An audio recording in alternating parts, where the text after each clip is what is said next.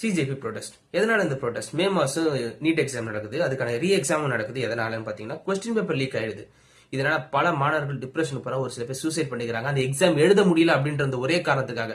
எவ்வளவு பெரிய ஒரு கொடூரம் இது! அந்த கொடூரத்தை எதிர்த்து தான் ஸ்டூடெண்ட்ஸ் ஆரம்பிச்ச ஒரு ப்ரொடெஸ்ட் தான் இந்த சிஜேபி ப்ரொடெஸ்ட். இது எங்க வழி மாறி போகுதுன்னு பாத்தீங்கன்னா, இந்த ஒரு ப்ரொடெஸ்ட் கிட்ட திடீர்னு பாத்தீங்கன்னா இந்து முஸ்லீம் டிபேட்டா மாறுது. முஸ்லிம்ஸை உயர்த்தி இந்துஸை தாழ்த்தி இந்து கடவுளை அவமதிச்சு பேச ஆரம்பிச்சாங்க.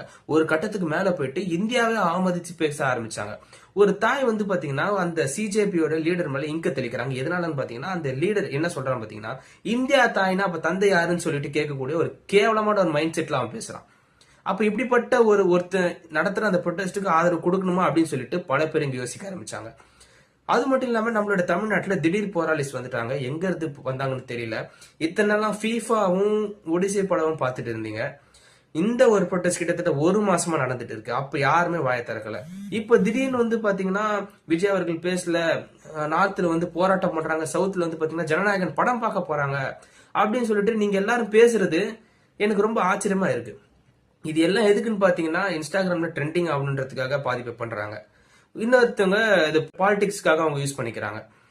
இது எல்லாத்துக்கும் பலியாக போறது என்னவோ நம்மளோட மாணவர்கள் தான். போலீஸ் தடியடி நடத்திருக்காங்க மாணவர்கள் மேல. இது ரொம்ப ரொம்ப கண்டிக்கத்தக்க ஒரு விஷயம் தான். இது மத்திய அரசு உடனடியே இந்த ஒரு விஷயத்த அவங்க மத்திய அரசு பார்த்து இதுக்கான சொல்யூஷன் என்னன்னு சொல்லிட்டு அவங்க சொல்லணும். அதுவும் இல்லாம எனக்கு இன்னொரு டவுட் என்னன்னா, இந்த ஒரு ப்ரொடெஸ்டுக்கு நிறைய பேர் சப்போர்ட் பண்ணாததுக்கு காரணம் இன்னொரு விஷயமும் ஹராஸ்மெண்ட்.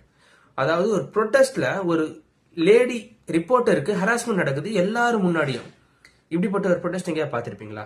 அதுவும் இல்லாம பங்களாதேஷ், பாகிஸ்தான், ஆப்கானிஸ்தான் கொடிகளை எதுக்கு இந்த ப்ரொடெஸ்ட்ல எடுத்துன்னு இங்க காமிக்கணும்? ஸ்டூடெண்ட்ஸ் ப்ரொடெஸ்ட்ல எதுக்கு ஹிந்து முஸ்லிம்ஸை பத்தி பேசணும்? உமர் காலித ரிலீஸ் பண்ண சொல்லி ஸ்லோகன்ஸ் எதுக்கு இந்த ஒரு ஸ்டூடெண்ட் ப்ரொடெஸ்ட்ல எதுக்கு சொல்லணும்? சோ இது ஆன்டி நேஷனலிஸ்டும் இந்த ஒரு ப்ரொடெஸ்டுக்குள்ள இறங்கிட்டாங்க அப்படின்றது கிளியரா தெரியுது. இது எதுவுமே தெரியாத நம்மளுடைய தமிழ்நாட்டுல மீம்ஸ் போட்டு கொண்டு இருக்கும் நண்பர்கள் பாத்தீங்கன்னா கொஞ்சம் எல்லாத்தையும் தெரிஞ்சுக்கிட்டு கொஞ்சம் போடுங்க. ஏன்னா நீங்க எல்லாம் பேசுறது எனக்கு ரொம்ப சந்தோஷமா இருக்கு. ஏன்னா ஸ்டூடெண்ட்ஸோட ப்ரொடெஸ்ட்டை பாதுகாக்கணும், ஸ்டூடெண்ட்ஸை பாதுகாக்கணும் சொல்றது கிட்ட எல்லாமே கரெக்ட். விஜய் அவர்கள் பேசணும் அப்படின்னு சொல்றது கரெக்ட். அங்க அறவழியில எதுவுமே நடக்கல அப்படின்றதுனால இங்க யாரும் பேசுறதுக்கும் தயங்குறாங்க. இந்த ப்ரொடெஸ்ட்ல ஈடுபட்டிருக்க மாணவர்களுக்கு ஜஸ்டிஸ் கிடைக்கணும். அது இல்லாம பேன் நீட் அப்படின்னா ஃபேர் நீட் ஏதாவது ஒன்று கொடுத்துதான் ஆகணும். இந்த ப்ரொடெஸ்ட்ல ஒரு சில பேர் இந்த ஆன்டி நேஷனலிஸ்டும் கேங்ஸ்டர்ஸும் போகுது இருக்காங்க. அவங்கள மட்டும் தனியா பிரிச்சு அவங்க எல்லாருக்கும் தண்டனை கொடுக்கணும். ஸோ இதெல்லாம் நடந்ததுன்னா நல்லா இருக்கும். இந்த விஷயத்தை பத்தி உங்களோட கருத்து என்னன்னு சொல்லிட்டு கமெண்ட் செக்ஷன்ல சொல்லிட்டு போங்க. நன்றி.